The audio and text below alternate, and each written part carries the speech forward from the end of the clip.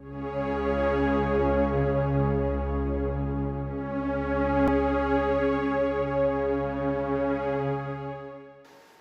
year, we're focusing on some of the very, very core parts of what we call Unitarian Universalism. As you all know, we have no creed, but we have agreed as an association of congregations on certain principles, which we lifted up in the fall and had sermons on about them. You can find them on ustatesboro.org if you hit the sermon tab and see those if you miss them. And now we're going to look at the sources. A lot of folks don't even know that we have these. They know about the principles because we talk about them a lot. These are our 7 principles. But we also have, that we have agreed upon, 6 sources that we lift up as Unitarian Universalists. So we're going to begin our examination of those today. And the first one, the first source we lift up is that of direct experience. I'd like for those of you here, please, to help me read this source together. Direct experience of that transcending mystery and wonder, affirmed in all cultures, which moves us to a renewal of the spirit and an openness to the forces which create and uphold life. As I did with our principles, we're going to try to look at these and unpack them. Really look at the words, not just say them, but then what does this mean? And the first word is direct experience. So we're going to unpack that a little bit. The direct experience. Not the secondary source or something that somebody else told you, but directly experiencing something with your own senses. Now, this is not me in this chair, but I have sat in a chair like this. Greg and I have a disagreement about this. He says that this is nothing like a real massage with people really touching you. And I think he's right, you know. Okay, Greg, I'll give you credit for that. And he's convinced me I need to go get a real one this week. Okay, and I will. But I like to sit in this chair. They have one out at the mall, the place where they paint your toenails, you know. You can sit in it for $12 for 30 minutes. And it is a direct experience. I can feel it. I feel it on my body rolling around, you know. They even have some headphones. I can experience some music at the same time. It's a sensual experience. I'm experiencing it with my skin, with my muscles, with my ears, as I listen to the music. It's a direct experience. And that's what this woman is having. A sensual, direct experience. Many philosophical systems hold that knowledge or skills gained through direct experience cannot be fully put into words. I'm going to try to preach a sermon about it anyway. Okay? But that's my disclaimer.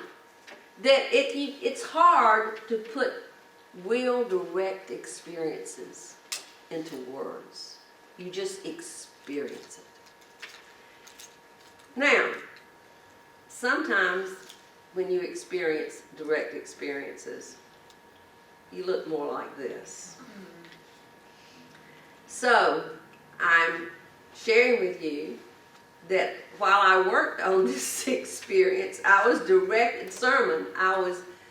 directly experiencing pain.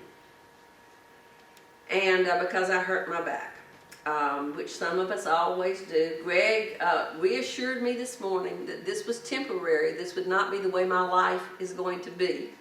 You know, because I was crying. I was like, this is not how I want to be. He says, it's temporary. It's going to be all right. I don't want to preach from a chair. So, you know, but it's temporary. But it is a direct experience. And all of us have had this, and we've all experienced some pain. Not only physically, but emotionally as well, right? It is a very direct experience. Now, And it becomes a part of us. Sometimes our direct experiences that we have live on with us as scars, or we see them again as tears, or laughter, or joy,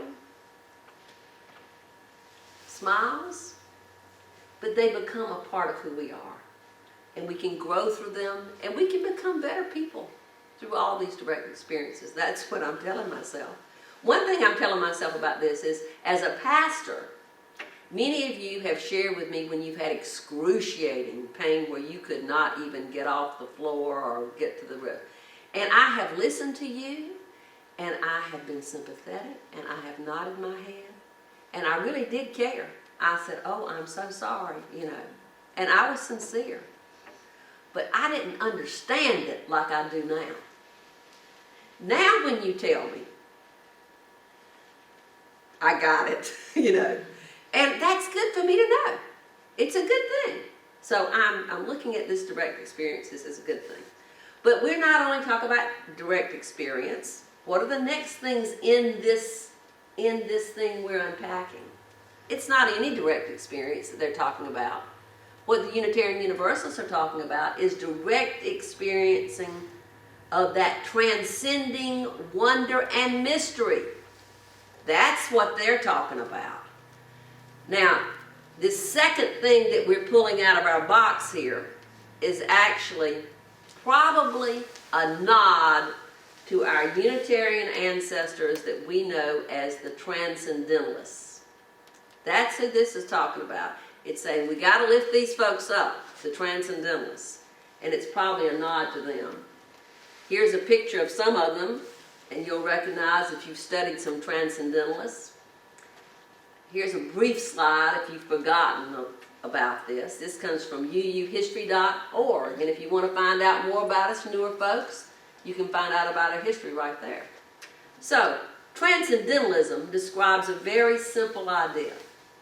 People, men and women equally, have knowledge about themselves and the world around them that transcends or goes beyond even what we talked about in terms of what we can see, hear, taste, touch, or feel. It transcends that. It's a special kind of knowledge, they say. This knowledge comes through intuition and imagination, not through logic or the senses. Transcendentalists say that people can trust themselves to be their own authority on what is right. Now, this was a big deal back in their time when people would say, you better listen to the preacher. You know, they're saying, no. We can be our own authority on what is right. We can listen to something inside of us. And then the last thing I want to share with you that I'm kind of proud of is that most of the Transcendentalists were Unitarians. They had a group that met. They had a journal called The Dial. They included men and women, and they were intellectuals. And we're very proud of a lot of the things that they've done. We have a lot of things in the back of our hymnal, written readings by Transcendentalists. One of them in the back of our hymnal, I'm not going to ask you to turn to it because I've got the excerpt here, is something by Ralph Waldo Emerson. Now you may know that Ralph Waldo Emerson was also a minister. He was a Unitarian minister. He didn't do it for a long time. He said he'd rather write and speak and go it now. He was fortunate enough to be privileged enough to do that as well. So he left the ministry and he went around and was writing and speaking. But he did still minister after he left the ministry in many ways. Just as I tell you all, I may have that title, but you are ministers as well. We have a shared ministry, and out doing other things you do, you are ministering. So we're going to, because this particular reading about the oversoul is so important to what Transcendentalism is, we're going to read this responsively. Now, let me share with you that the oversoul, even though we have a little reading in the back of our hymnal, and I've got some of it up here, is not just a little reading. It's a much longer piece. But this is sort of a simple part of it that we'll share today. And you will read the italics, if you will, please. Let us learn the revelation of all nature and thought, that the highest dwells within us, that the sources of nature are in our own minds. As there is no screen or ceiling between our heads and the infinite heavens, there is no bar or wall in the soul when we, the effect, cease, and God, the cause, begins. I am constrained every moment to acknowledge a higher origin for events than the will I call mine. There is a deep power in which we exist, and whose beatitude is accessible to us. Every moment when the individual feels invaded by it is memorable. It comes to the lowly and simple. It comes to whosoever will put off what is foreign and proud. It comes as insight. It comes as serenity and grandeur. The soul's health consists in the fullness of its perception, forever and ever. The influx of the center and the universal self is new and unsearchable.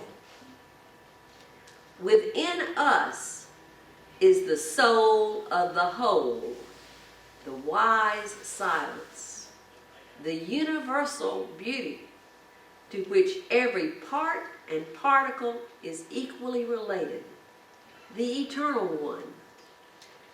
When it breaks through our intellect, it is genius. When it breathes through our will, it is virtue. When it flows through our affection, it is love. Pretty good reading for Valentine's Day. When it flows through our affection, it is love. So, we say to one another, we are heirs to this particular religious impulse, because this is in our background of Unitarianism, part of our background. We are heirs to a lot of things, but we are heirs to this as well. When we have experiences, thank you, JD. When we have experiences, we find the divine in different ways, okay? We can experience it directly, though, without some pope or some Jane Page telling us. We can experience it. It's within us. We do not need to think alike, and we do not need to experience alike to worship together. Our experience of the divine in Unitarian Universalism is very personal. And that's what our first source is about. But it's not our only one. Now, we have theists and we have non-theists among us. But whether your experiences are experiences of God or the peace within or whatever, you can experience it yourself. That's what we're saying. Direct experience. So, direct experience of that transcending mystery and wonder. This is our first source. It's not our only one, though. And, you know, I've asked folks here, what about yours? I sent you an email, I think. And I asked folks also at my other congregation, Unitarian Universalists of Coastal Georgia, what about you? Have you had some of these direct experiences of transcending mystery and wonder? So I'm going to share just a few examples of this that I got from you. One person said, in my early 30s, sitting on the steps at my back door, that's where I have, overlooking the vegetable crop rows my neighbor produced and had shared with me to grow anything I wanted. no one around. And the energy of the earth, the sun, the plants, their growth, the salt marsh, which was the front of my rental house in the country, just overwhelmed me and rendered me speechless. So much great energy that flowed together at just the right time. Another said, about your query, the closest I come to spiritual experiences is when I listen to beautiful music, a symphony, concerto, aria, or see an exquisite landscape, sky, vista, or be working in our meadow, backyard, and have butterflies, bees, birds flitting around me. This is the best. This one's not anonymous because this person sent a picture. This is what Greg said. This picture was taken, by the way, in Iceland, where the two, what do you call those things, Greg? Tectonic plates.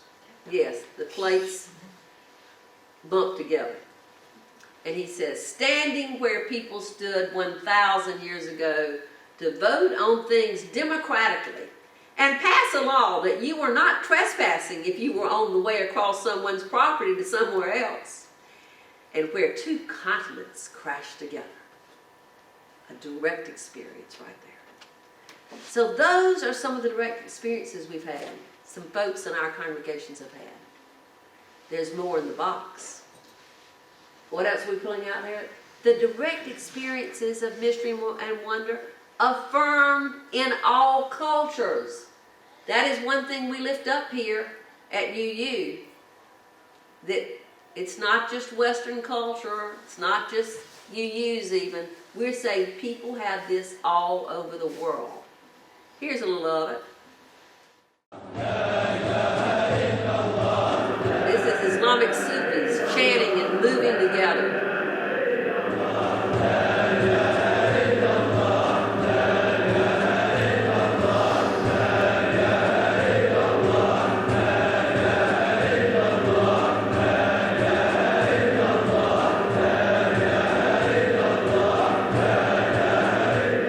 They're sharing no God but one God.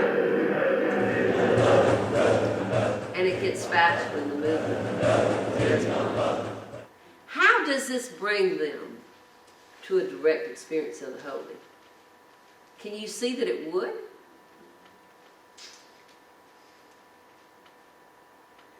Here's another one. Now, before I go to this next one, I have something to share with you about it. And that is that this is one that is on television. You can find it.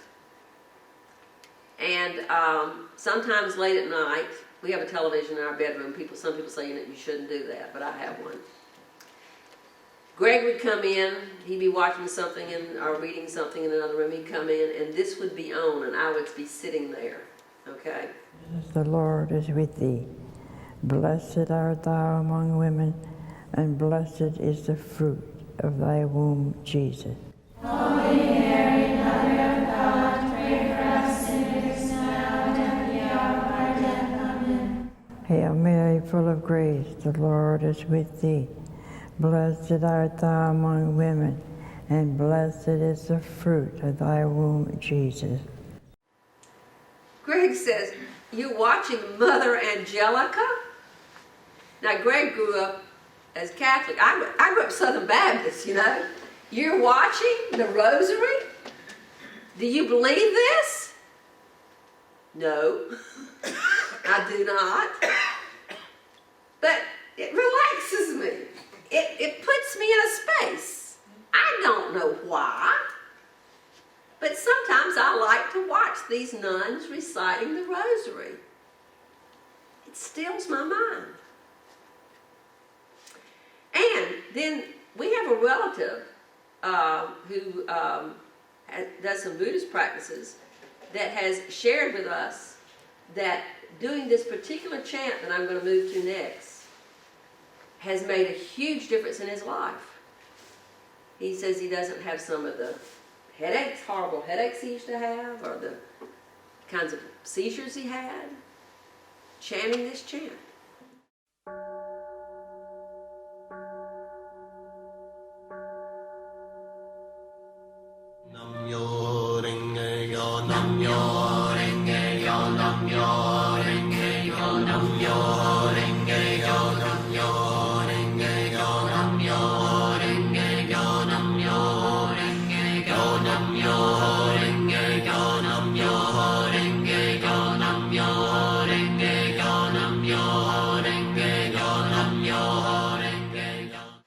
This particular one happened to have Japanese Buddhist monks reciting this chant over and over again. And of course there are other kinds of chants as well. Some of you do meditation with particular mantras that you do. What is it about chanting? I mean, it's in almost every religion too, that they have different chants that they do. What is it about chanting? They've tried to study this, and they have studied the brain when people are doing these things. There's something to it. But much of the study about physical chanting says that just doing it's not enough.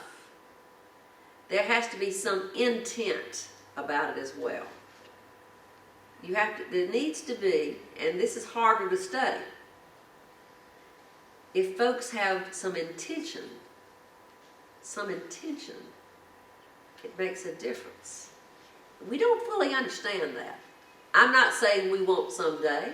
We just found out Einstein was right, with the Gravitational with the waves and the so we may someday understand it. We may get it.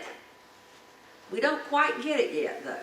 But that's okay. That's another way. We do know, though, although we don't understand it, that the power of intention is great. The power of intention is great. Why? We're not quite sure. But knowing you're going into something, knowing you're trying to maybe be just saying, I'm going to chant this so that I'll have peace in my heart. Or I'm going to chant this so that my back will feel better. I don't know. I'm willing to try. But having some intention makes a difference in the outcome of these kinds of things that we do, these direct experiences that we do. There are many ways that we have direct experiences, and many of you may do some of these. There's meditation. We have meditation here on Tuesday and Friday mornings. 9 o'clock. 9 o'clock. So if you're available, we do it. And there are other places in town that do it as well. Tai Chi, I've done a little of that. It's really cool to do those movements together as a group. There's something about doing things together.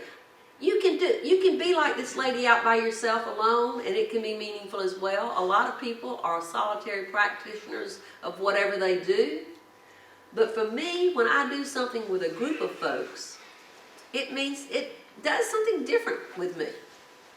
Prayer, of course. Running? Yeah, running. Making love. Might as well say it. It's a direct experience. It makes a difference. Playing with a child. Sitting with a dying person. These are holy moments. Direct experiences. And that is our first source. It's found in all cultures, all over the world. And of course, there's more. We could talk about a lot of others. But these are some of them. These are some of them. The point is, we don't have to have a sacred text, although I appreciate our readings that we have from different texts. We don't have to have a pope or a Jane Page to experience the divine, or whatever you want to name it. We can have those glorious, direct experiences. That is our first source, found in all cultures, all over the world. Let's unpack it, though, a little more. There's still more in this box. This was a long one. We're not through with it yet. The other part that says, which moves us to a renewal of the spirit and an openness to the forces which create and uphold life. So what is it about this experience that's important? It's because we are changed by it. We are moved to renewal. We are opened up by it. That's why it's important. If when we have these experiences, it should make us more loving, caring, better people, more considerate. Otherwise, it's just a cheap thrill. And that's why it's an important source to me. And I think it should be for you too. Because it's going to make us better. More loving people, more caring people. Good Unitarian Universalists. Now, we can get it through all those ways I just talked about. And we can be changed. We can be better people. But I want to share with you that one place that we get this moving us to this renewal, to this openness to the forces which create and uphold life, at least one place that I get it is here. Worship services are a direct experience. Fellowshipping with one another in the kitchen with the coffee. Thank you, Jim and Betsy, today for having some wonderful refreshments back there for us. That's a direct experience. And it is a direct experience that can move us to being better people.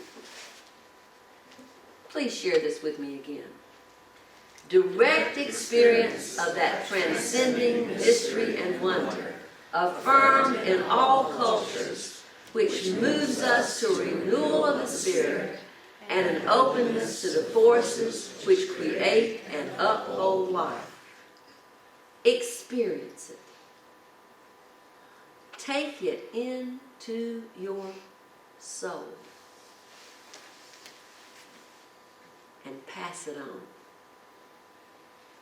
Amen. Blessed be.